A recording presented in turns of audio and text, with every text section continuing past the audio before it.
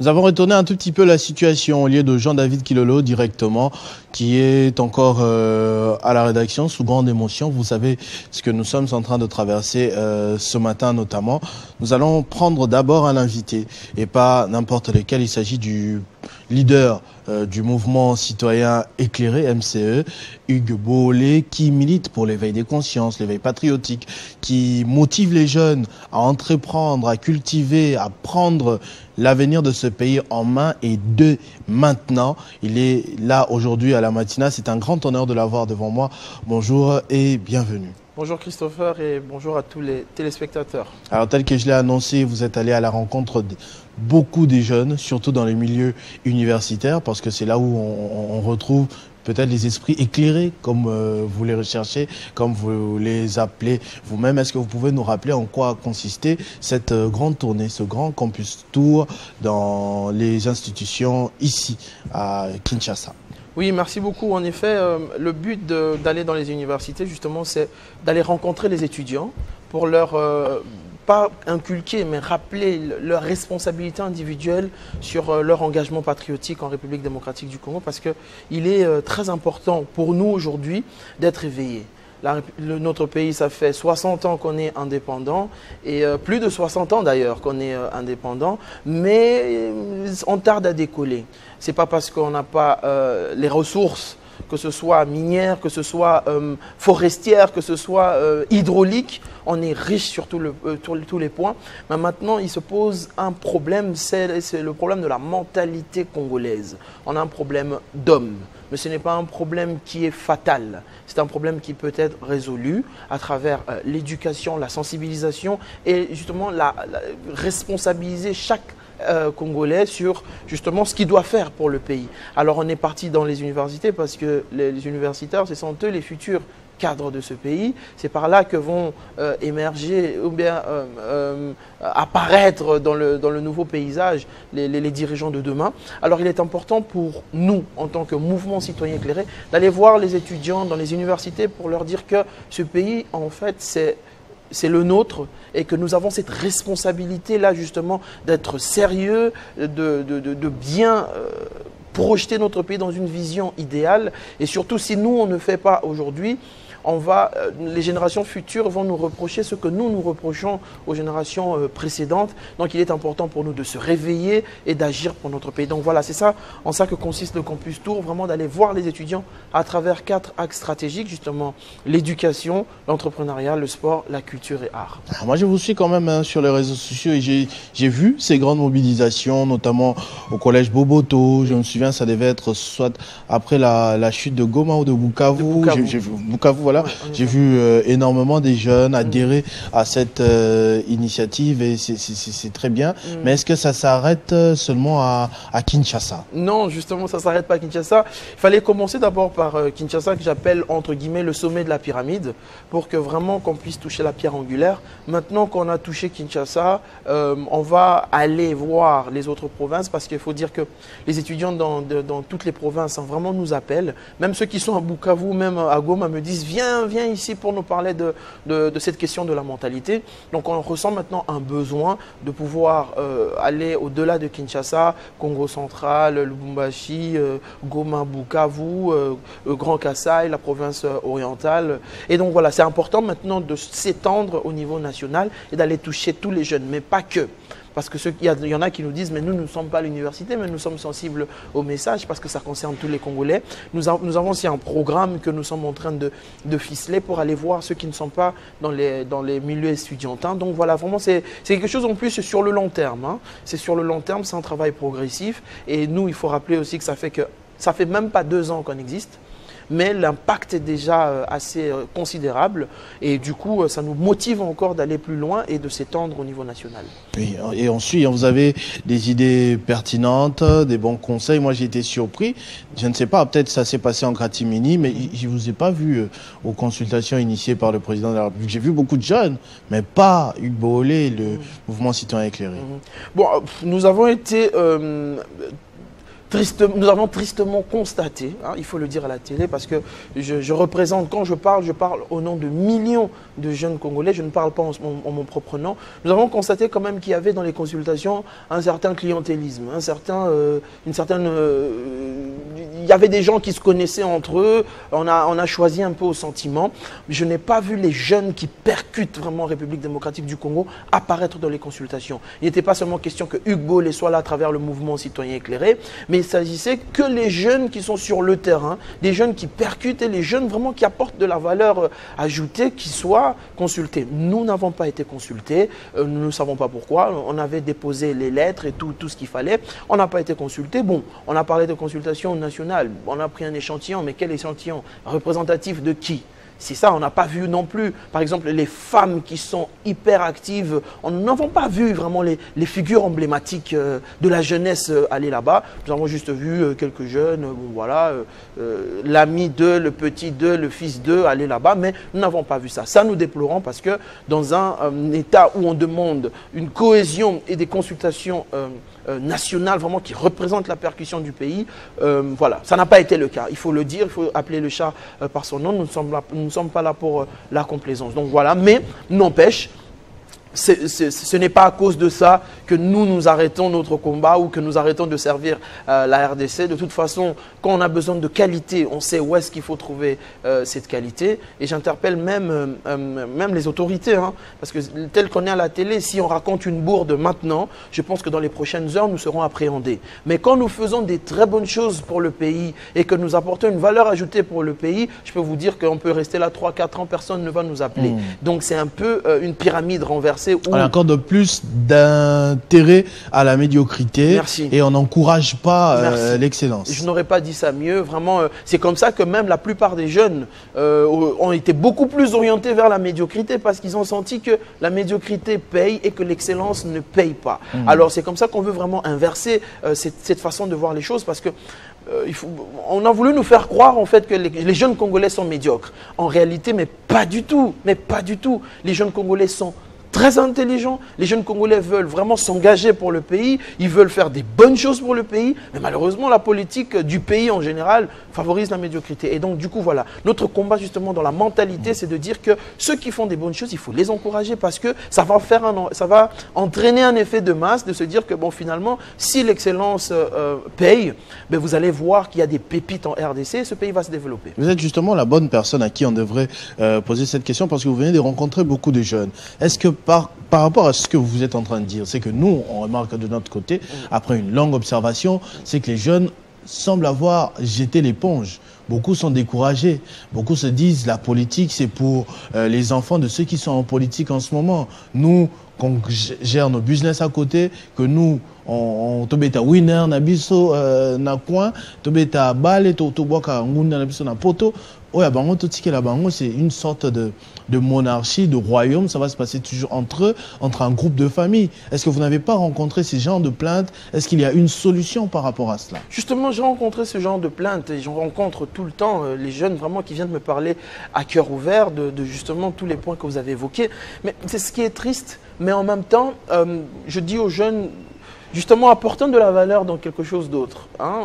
On veut nous faire croire qu'il n'y a qu'en politique que les gens peuvent émerger. Non, la politique, c'est vrai qu'elle règle le cadre réglementaire, la gestion de la cité, mais on peut aussi, nous autres, les jeunes qui pensons que ce n'est pas possible, faire autre chose. Il ne faut pas seulement se focaliser sur être en politique, faire la politique. Il y a l'entrepreneuriat, il y a l'éducation, il y a beaucoup de secteurs. On dit si tu ne fais pas la politique va s'occuper de toi. Tu veux entreprendre, mais il y a les embouteillages, il n'y a pas les routes, il n'y a pas de courant, il n'y a pas d'eau. Je suis d'accord. Et justement, je dis aux jeunes que c'est dans le chaos que se trouvent les opportunités. Vous savez, les entrepreneurs qui viennent d'autres pays, dès qu'ils regardent la RDC, à part la situation sécuritaire qui les fait un peu peur, mais de voir qu'il n'y a en fait rien en RDC, c'est une aubaine. Je dis aux jeunes, même aux États-Unis, les Rockefeller, les grandes familles, les Rothschild, se sont faits à travers le chaos. de se dire qu'il n'y a rien, mais maintenant on va construire. Et puis, il faut se dire qu'on ne construit pas dans le plaisir, c'est toujours dans la douleur. On construit dans la difficulté, mais il faut beaucoup de résilience. Parce que ce qu'on fait,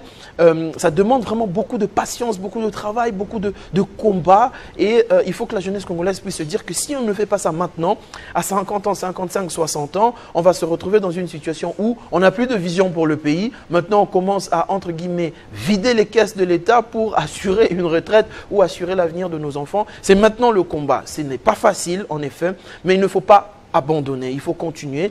Nous, aujourd'hui, le mouvement citoyen éclairé, on se bat avec nos propres moyens, presque, avec l'intelligence, la valeur qu'on ajoute. Et puis, on demande à tous les jeunes d'accompagner ce qui est en train d'être fait, de ne pas être découragés. Et la liberté, ça s'arrache vraiment à coup de pression, ça s'arrache à coup de combat, à coup de bataille, parce qu'on dit à vaincre...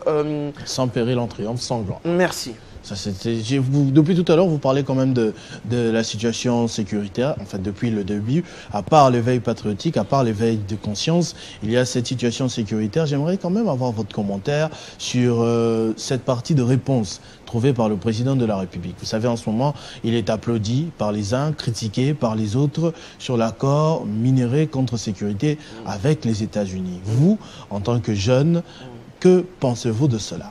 Déjà, en tant que jeunes, nous félicitons les efforts du président de la République, qui sont des efforts considérables. Parce que je pense que depuis 30 ans, on n'avait jamais eu un interlocuteur qui parlait de cette situation au su, au vu de tout le monde et qui pointait du doigt tout ce qui était lié de près ou de loin à la déstabilisation de la République démocratique du Congo. Ça, je pense qu'on ne se rend pas compte aujourd'hui, mais on comprendra demain que ce que le président de la République a fait en pointant du doigt nos agresseurs et ceux qui nous déstabilisent, qu'il a fait un travail considérable. Maintenant, là, grâce à la diplomatie, nous allons entrer dans un processus où nous courons vers la paix.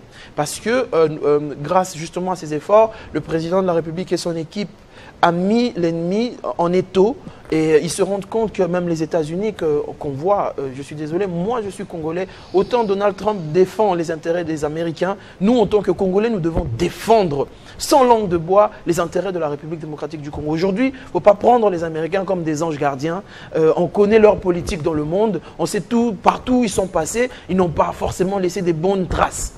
Mais aujourd'hui, en RDC, les Américains, il faut dire les choses, c'est des pompiers pyromanes. Ils savent, ils allument, ils éteignent, ils allument, ils éteignent. Aujourd'hui, ils se retrouvent dans une position où ils ont toujours travaillé avec le Rwanda, mais que la RDC se réveille. Alors ils se disent, bon, maintenant qu'est-ce qu'on fait? La RDC commence à montrer des signaux positifs et le Rwanda, c'est notre partenaire habituel. Et ils se retrouvent maintenant dans ces accords où on met la RDC et le Rwanda sur une même table.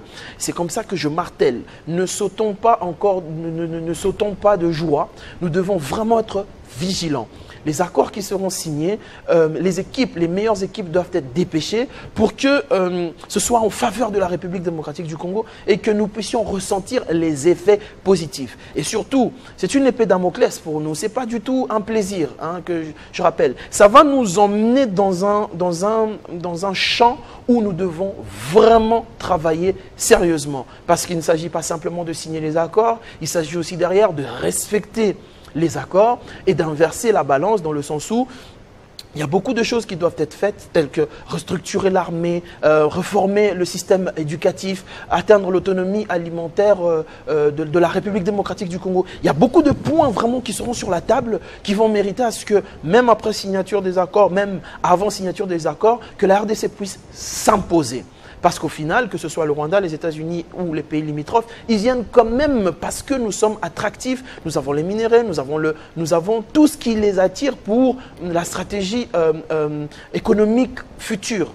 Alors, il est très important pour nous qu'on soit ferme, que ce soit en externe dans les accords et qu'on soit aussi ferme en interne au niveau de la gestion. Parce que si on n'est pas ferme et qu'on ne déploie pas notre intelligence, notre savoir-faire et des actions positives, ce qu'on fait aujourd'hui, ça va se retourner encore demain contre nous. Alors, il faut se dire aussi que les gens sachent que dans les relations internationales, il n'y a pas du tout de sentiments, il n'y a pas du tout d'amitié, il n'y a que les intérêts. Il n'y a que les intérêts. C'est vraiment froid.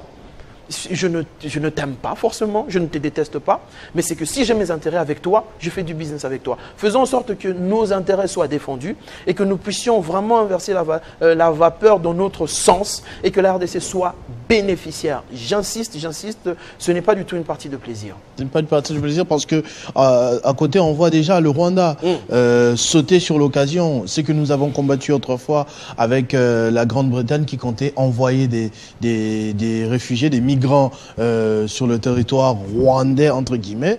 Les États-Unis qui veulent se débarrasser de la racaille qu'il y a chez eux, va les refiler aussitôt au Rwanda.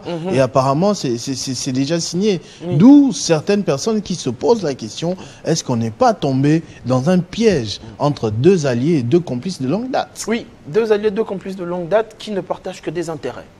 Il faut se poser la question, pourquoi ils sont alliés, pourquoi ils sont complices? Parce qu'ils partagent des intérêts, parce que d'une certaine manière, ils respectent les accords les uns des autres. Nous devons entrer dans ce jeu de respect des accords. Nous devons entrer dans ce jeu de percussion. En RDC, réveillez-vous, on est très intelligent, on est résilient, on a des cerveaux. Mais maintenant, qu'est-ce qui nous manque pour être sérieux, pour respecter et pour vraiment mettre les autres en position? Parce que le respect, ça se gagne. Le respect, ça se mérite par le travail, par l'acharnement, par le sérieux, par l'excellence dans ce qu'on est en train de faire. Si nous ne sommes pas excellents, nous allons retomber dans les travers parce qu'on va envoyer justement ces migrants ou ces déviants sociaux vers le Rwanda qui va ouvrir sa porte vers la République démocratique du Congo. Ça va être comme un cheval de Troie qui va nous déstabiliser. Sachant ça, qu'est-ce qu'on fait? Qu'est-ce qu'on fait? Vraiment, j'appelle la RDC au sérieux. J'appelle la RDC à l'éthique du travail. J'appelle vraiment les Congolais à se dire que nous entrons dans un champ de travail, un champ de bataille. C'est encore une autre guerre sous une autre forme où on a besoin de la puissance congolaise. Il ne faut pas se dire, oui, tu as signé un accord, tu as bien, on est gardons sécurité. On ne va pas nous garder en sécurité si nous-mêmes on ne se met pas en position de se sécuriser. Donc vraiment, nous appelons tous les Congolais et même à être derrière le chef de l'État pour lui dire de faire attention sur ce qui sera signé, de bien revoir les tournures juridiques de ces accords et d'avoir un œil bien ouvert au niveau de la sécurité. Certes, il y aura une sécurité qui sera fournie au niveau des États-Unis, mais nous aussi, notre niveau sécuritaire doit être très éveillé pour comprendre, connaître, avoir l'information et s'ajuster par rapport à ça. Donc c'est vraiment un marathon qu'on commence. Ce n'est pas, j'insiste, ce n'est pas du tout une partie de plaisir. Alors, j'aimerais savoir quand même, là, c'est à quel Congolais que vous vous adressez? Le MCE n'est pas du tout politique. Oui. Vous n'avez, en tout cas, jusque-là, affiché aucune appartenance à tel ou tel autre camp. Exactement. Et on sait qu'en ce moment, il y a l'Union sacrée, c'est-à-dire la majorité, il y a une opposition qui fait les yeux doux, si on doit le dire poliment comme ça, à l'Union sacrée qui devrait adhérer au terme de ces consultations. Il y a une autre opposition qui est dans une autre démarche, qui parle du pacte social. On a vu un communiqué signé il y a quelques heures par Kabila, Sesanga, Katumbi, Fayulu. Il y a aussi l'opposition armée et le reste, on n'en parle même plus. Maintenant, là, vous vous adressez à quel Congolais? Est-ce que l'unité aussi n'est pas une des armes, une des balles que le Congo devrait avoir dans son arme pour les défis actuels? Très bonne question, très bonne vision. Je m'adresse aujourd'hui, d'abord, il faut dire, le MCE, on a dit qu'on est apolitique, mais on utilise une analyse que les marketeurs savent, l'analyse PESTEL. P comme politique, E comme économique, S comme socio-culturel, T comme technologique, E comme écologique, L comme légal. C'est-à-dire que quand le pays parle de politique, bien sûr qu'on va parler de politique, mais on est apolitique parce que nous ne concourons pas vers le pouvoir, mais nous pouvons faire des bonnes analyses politiques et donner des orientations politiques parce qu'au final, on sert notre pays. Alors, dans le P de politique, justement, je m'adresse en premier lieu à la classe politique parce que ce sont eux les acteurs politiques qui ont les manettes. Hein, moi, je ne suis pas contre l'opposition dans le sens où un pays a besoin d'opposition pour être équilibré. On ne peut pas tous naviguer en chantant la joie sur une même direction. Non, c'est impossible de toute façon. Dans des relations humaines, on a besoin d'une opposition pour stabiliser, pour balancer justement ce qui se passe. Mais n'empêche que voilà, mon message vraiment s'adresse aux acteurs politiques pour dire que ce sont eux qui sont aux manettes et ce sont eux qui doivent justement d'une certaine manière se mettre ensemble vers une même direction. On peut se mettre vers une même direction, mais pas dans le même véhicule. Hein. On a tous des véhicules différents, mais on a tous la même direction. Et ce véhicule et les véhicules différents sont peut-être les idéologies qui sont un peu différentes, mais qui visent tous le pays. Et je vois, il y a justement cette partie de l'opposition qui clame que la RDC doit être gagnante, on ne doit pas signer n'importe comment. C'est important, c'est intéressant. Donc vraiment, pour répondre brièvement à cette question, je m'adresse en premier lieu à la classe politique. Parce que la classe politique draine des millions de Congolais.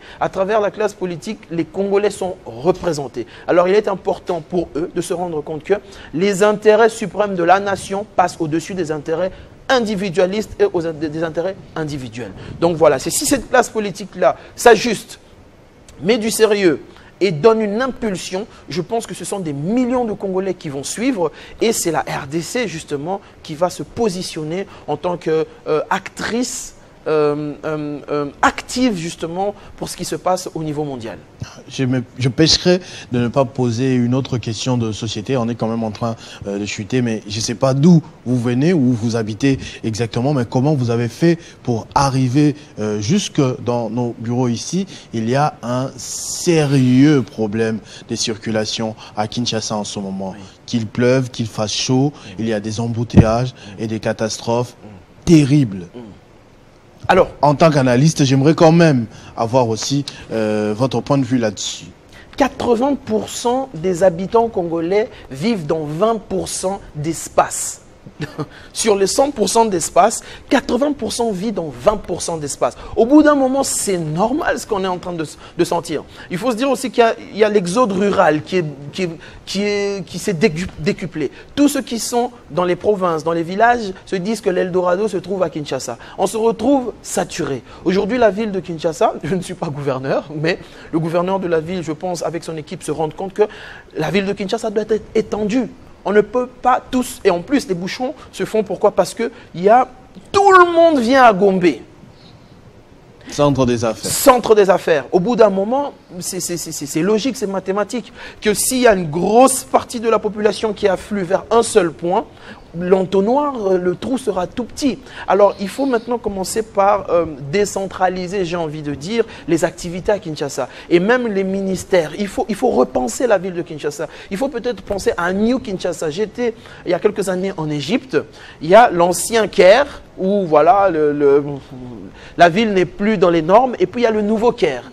Ils ont pensé, ils ont vu que, voilà, à un moment, on doit évoluer. Et la ville de Kinshasa, aujourd'hui, doit évoluer. La ville de Kinshasa doit s'étendre et que les décentraliser, que ce soit les ministères, que ce soit les centres d'affaires, pour que les gens ne soient pas obligés de venir à Gombe. Vraiment, tous les matins. Tous les matins, et les bouchons se passent, que nous tous, on converge vers un seul point. Mais si les gens ont des supermarchés, ont on va dire des succursales des sociétés ou des ministères et tout, les gens ne seront pas obligés de venir vers un seul point et on va décongestionner la ville de Kinshasa. Et puis, bon, je vois aujourd'hui, je ne suis pas pour le gouverneur, je ne suis pas le porte-parole du gouverneur non plus, mais il a un travail qui fait en sorte qu'il ne peut pas tout résoudre tout seul avec les moyens du bord. Il faut quand même un moment qu'on soit humain. Hein. On est en train de le vilipender, de le frapper dessus, mais c'est un humain qui fait avec les moyens du bord et que tous les Congolais, qu'une politique étatique sur l'extension de la ville de Kinshasa doit voir le jour pour qu'on puisse sortir de cette crise. Mais il faut rappeler aussi aux gens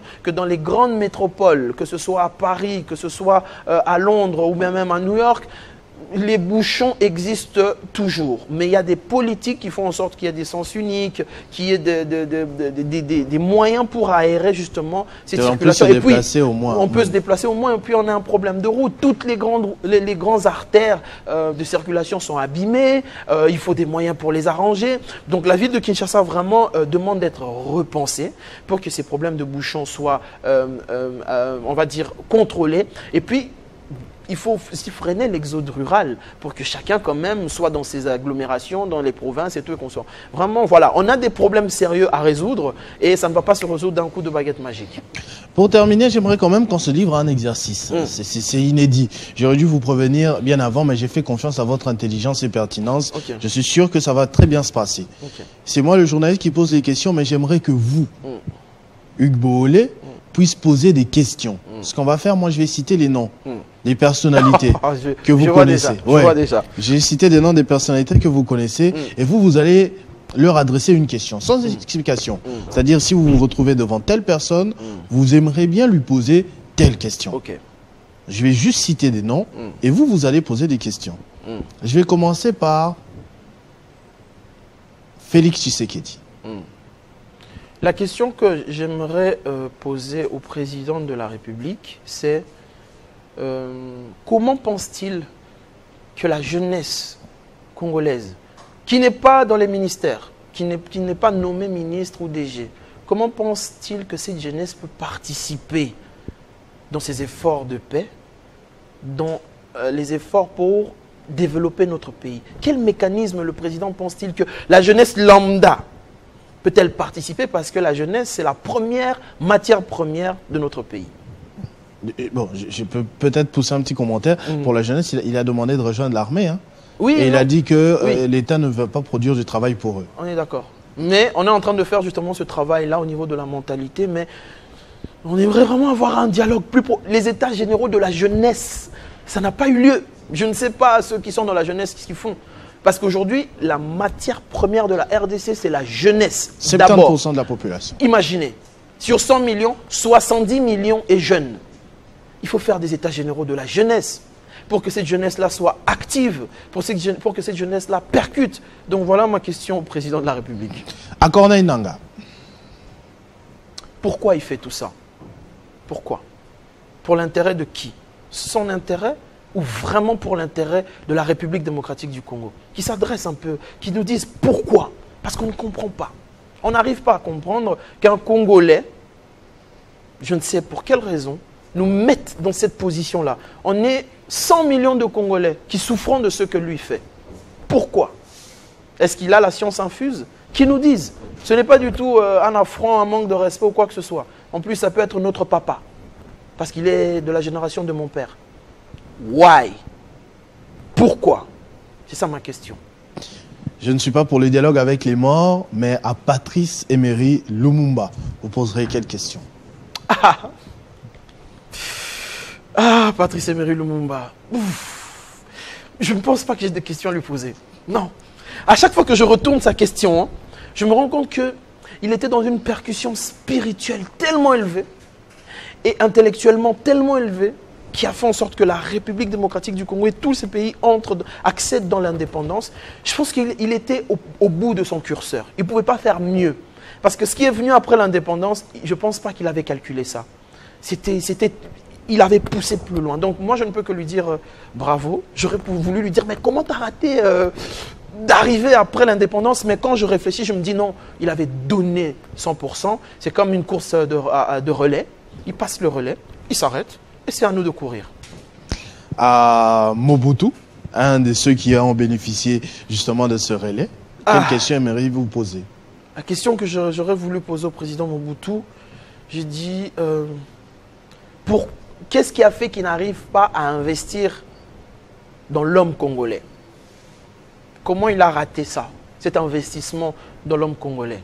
Bien que c'est vrai qu'on vilipende beaucoup Mobutu, mais quand vous regardez de tous les présidents qui sont passés, Mobutu quand même, il est dans le top 2, ou peut-être dans le top 1 des présidents de la RDC. Mais j'ai envie de lui demander, qu'est-ce qui a fait que, après lui, voilà. Pourquoi disait-il qu'après lui, ce serait le déluge? Ça, c'est la bonne question.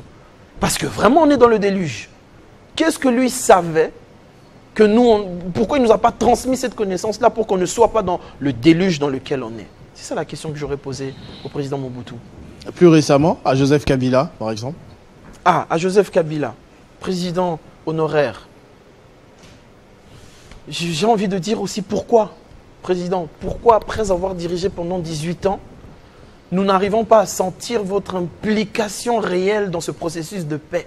Hein, on n'arrive pas à sentir, peut-être qu'il fait, ou qu'il ne fait pas. Mais vraiment, j'ai beaucoup de pourquoi à lui poser. Excellence, monsieur le président honoraire, pourquoi? Pourquoi on en est là? Why? Parce que nous, aujourd'hui, on se pose vraiment des sérieuses questions dans la jeunesse. Vous savez, même nous qui analysons, on n'a pas toutes les informations. Hein, on n'a pas les tenants et les aboutissants. Mais du moins, on fait des analyses objectives avec les éléments que nous, on en a sur la table. On a envie de demander au président Kabila, mais pourquoi? Vous êtes maintenant un club de 2 présidents, donc un honoraire et un en exercice. Et dans quelques années, nous aurons peut-être 2 présidents honoraires. Pourquoi on n'arrive pas à se mettre ensemble? C'est ça ma question. Les meilleurs pour la fin. Quelle question vous poserez à Hugues Boolé? Ah Hugues Boolé. J'ai envie de lui demander, de lui poser comme question... penses-tu que tu verras les résultats de la lutte que tu es en train de mener? Est-ce que tu penses que les Congolais comprennent ta démarche? Est-ce que tu penses que ce que tu fais va vraiment bénéficier à la jeunesse congolaise et aux générations futures? C'est vraiment la question que j'ai envie de poser à Hugues Boolé. Merci beaucoup Hugues Boolé, parce que c'est de vous qu'il s'agit, d'avoir répondu à notre invitation, d'avoir répondu à ces questions et d'ailleurs d'en avoir posé. Hein, quelques-unes, on a vu à la fin. On retiendra en tout cas cette intervention. C'était une bonne rubrique. Hein, oui. Parce que c'est une rubrique en fait où on ne se positionne pas, on pose des questions. C'est la première fois que je fais ça et je pense que je vais commencer à faire ça souvent. C'est une très bonne rubrique. J'ai vu ça sur une télévision française, je crois c'était à Jordan Bartella qu'on avait donné cet exercice. Je crois que j'ai commencé à faire ça souvent. Bien ça. Ne rate pas ça, pose-leur la question de poser la question. Oui, c'est très intéressant. Merci beaucoup d'avoir répondu à notre invitation. On retiendra que le Campus Tour va s'étendre en province après Kinshasa, après tous les efforts que vous avez déjà fait pour l'éveil des consciences, l'éveil patriotique. Vous allez également vous déployer en province, y compris dans les zones pour le moment occupées, qu'on espère seront très très bientôt libérées et que nous pouvons vous souhaiter que bon vent dans ce lourd fardeau que vous avez décidé de prendre. Et du bon travail aussi, Monsieur Christopher, vous faites un travail exceptionnel en tant que jeune.